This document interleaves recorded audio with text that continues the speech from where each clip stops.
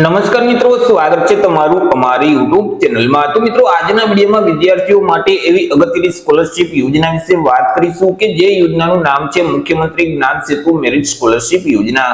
આ યોજના અંતર્ગત વિદ્યાર્થીઓને ધોરણ 6 થી ધોરણ 12 ના અભ્યાસ માટે સ્કોલરશિપ છે તે આપવામાં આવી છે। યોજના વિશે તમામ માહિતી આજના વિડીયોમાં મેળવી લઈએ તે પહેલા વિડીયો ગમે તો લાઈક અને શેર કરી દેજો, ચેનલમાં નવા હોય તો ચેનલને સબસ્ક્રાઇબ કરી દેજો। તો ચાલો મિત્રો, વિડીયોની શરૂઆત કરીએ।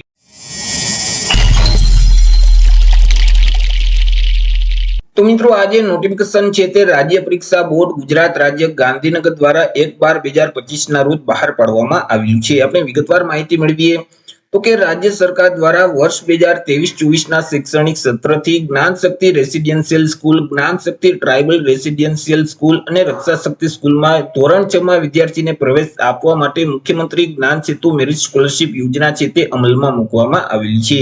હવે વિદ્યાર્થીઓએ આ સ્કોલરશિપ યોજનાનો જો લાભ મેળવવો હોય તો તેઓએ એક પરીક્ષા આપવાની હોય છે, કોમન એન્ટ્રન્સ ટેસ્ટ છે તે આપવાની હોય છે।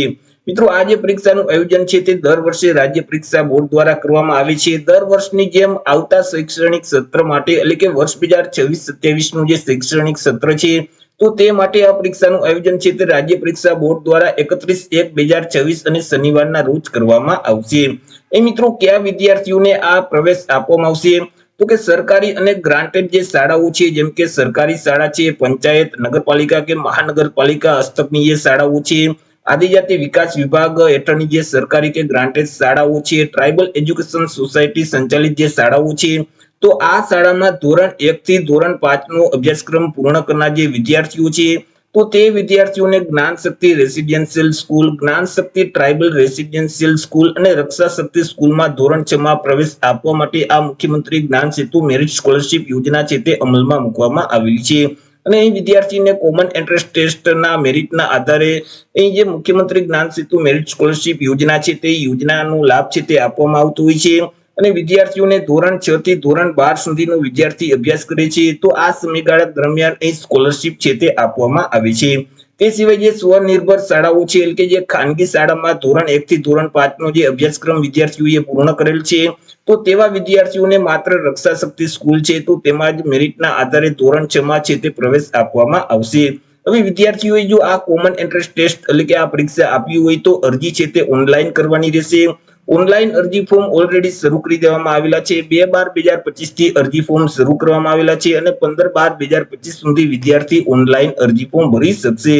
ઓનલાઈન અરજી ફોર્મ છે તે મિત્રો તમે જાતે નહીં ભરી શકો, નિશાળે એટલે કે તમારી જે તે શાળા છે તે શાળામાંથી તમારે ઓનલાઈન અરજી કરાવવાની રહેશે। અહીં મિત્રો, આ જે પરીક્ષા માટે કોઈ પણ પ્રકારની ફી છે તે ભરવાની રહેતી નથી, નિઃશુલ્ક પરીક્ષા છે તે આપવાની રહેશે અને પરીક્ષાનું આયોજન છે તે 31/1/2026 ના રોજ કરવામાં આવશે। મિત્રો, આ જે પરીક્ષા લેવામાં આવશે તે હેતુલક્ષી પ્રકારની રહેશે એટલે કે તેમાં MCQ પ્રકારના પ્રશ્ન છે તે પૂછવામાં આવશે। કુલ 120 MCQ પ્રકારના પ્રશ્ન પૂછવામાં આવશે। 120 માર્કનું પેપર રહેશે। પેપર લખવા માટે તમને 150 મિનિટનો સમયગાળો આપવામાં આવશે। આ જે પરીક્ષા લેવામાં આવશે તેમાં ગુજરાતી અને અંગ્રેજી બંને ભાષામાં પ્રશ્ન છે તે પૂછવામાં આવશે। ફોર્મ ભરતી વખતે વિદ્યાર્થીઓએ ભાષા સિલેક્ટ કરવાની રહેશે। જે ભાષા સિલેક્ટ કરેલ હશે તે ભાષામાં વિદ્યાર્થી આ પરીક્ષા આપી શકશે।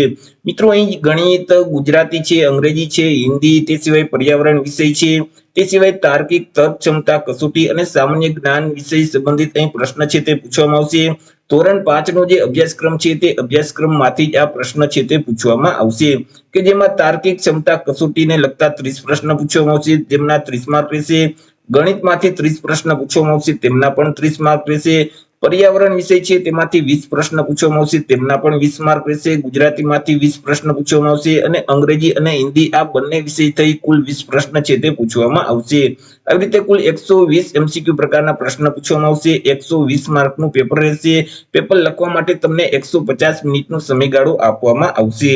વાત કરી લઈએ મિત્રો મળવાપાત્ર સહાય વિશે કે આ યોજના અંતર્ગત વિદ્યાર્થીને કેટલી શિષ્યવૃત્તિ આપવામાં આવશે તો કે જે વિદ્યાર્થીઓ રાજ્ય સરકાર દ્વારા નિયત કરેલ જે ધારાધોરણો છે તે મુજબ પસંદ કરેલ જે સ્વનિર્ભર શાળાઓ છે એટલે કે જે ખાનગી શાળાઓ છે તે શાળામાં ધોરણ 6 માં જો પ્રવેશ મેળવશે તો તેવા વિદ્યાર્થીઓને સ્કોલરશિપનો લાભ છે તે ધોરણ 6 થી શરૂ કરી અને ધોરણ 12 નો અભ્યાસ પૂર્ણ કરે છે તો તે સમયગાળા દરમિયાન મળવાપાત્ર થશે। કે જેમાં ધોરણ 6 થી ધોરણ 8 નો અભ્યાસક્રમ પૂર્ણ કરે છે તો આ સમયગાળા દરમિયાન વાર્ષિક રૂપિયા 20,000 લખી સહાય આપવામાં આવશે। ધોરણ 9 થી ધોરણ 10 નો અભ્યાસ પૂર્ણ કરે છે તો આ સમયગાળા દરમિયાન વાર્ષિક ₹22,000 ની મર્યાદામાં સહાય આપવામાં આવશે. ધોરણ 11 અને ધોરણ 12 નો અભ્યાસ પૂર્ણ કરે છે તો આ સમયગાળા દરમિયાન વાર્ષિક ₹25,000 ની મર્યાદામાં સહાય આપવામાં આવશે. તે સિવાય તો કે જે વિદ્યાર્થીઓ સરકારી શાળા છે અથવા તો કોઈ પણ અનુદાનિત જે શાળાઓ છે તે શાળામાં ધોરણ 6 માં પ્રવેશ મેળવશે તો ધોરણ 6 થી ધોરણ 12 નો અભ્યાસ છે તે શાળાઓમાં વિનામૂલ્યે કરવામાં આવશે. તે સિવાય વિદ્યાર્થીઓને વધારાની સ્કોલરશીપની રકમ પણ આપવામાં આવશે કે જેમાં ધોરણ 6 થી ધોરણ 8 નો અભ્યાસ કરે છે તો આ સમયગાળા દરમિયાન વિદ્યાર્થીને વાર્ષિક ₹5,000 ની મર્યાદામાં સહાય આપવામાં આવશે. ધોરણ 9 થી ધોરણ 10 નો જે અભ્યાસ કરે છે તો આ સમયગાળા દરમિયાન વાર્ષિક ₹6,000 ની મર્યાદામાં સહાય આપવામાં આવશે. તે સિવાય ધોરણ 11 અને ધોરણ 12 નો અભ્યાસમાં આ સમયગાળા દરમિયાન વાર્ષિક ₹7,000 ની મર્યાદામાં સહાય છે તે આપવામાં આવશે. તો આવી રીતે મિત્રો વિદ્યાર્થીઓ માટે અગત્યની યોજના કહી શકાય મુખ્યમંત્રી જ્ઞાન સેતુ મેરિટ સ્કોલરશિપ યોજના કે જે યોજના અંતર્ગત વિદ્યાર્થીઓને ધોરણ 6 થી ધોરણ 12 ના અભ્યાસ માટે સ્કોલરશિપ આપવામાં આવે છે. તો આશા રાખું છું વિડીયો પસંદ પડ્યો હશે. વિડીયો પસંદ પડ્યો તો લાઈક ને શેર કરી દેજો. ચેનલમાં નવા હોય તો ચેનલને સબસ્ક્રાઇબ કરી દેજો. ફરી મળીશું એક નવા ટોપિક સાથે એક નવા વિડીયોમાં. ત્યાં સુધી જય હિન્દ, વંદે માતરમ.